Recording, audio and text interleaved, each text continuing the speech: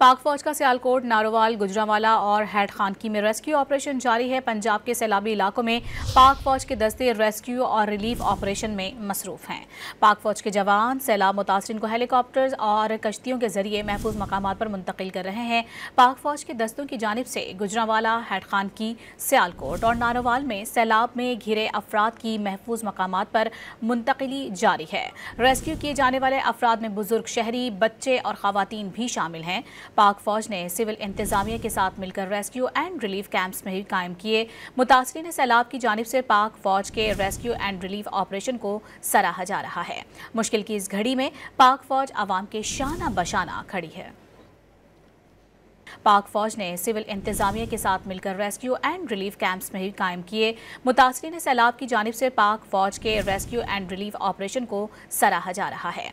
मुश्किल की इस घड़ी में पाक फौज अवाम के शाना बशाना खड़ी है।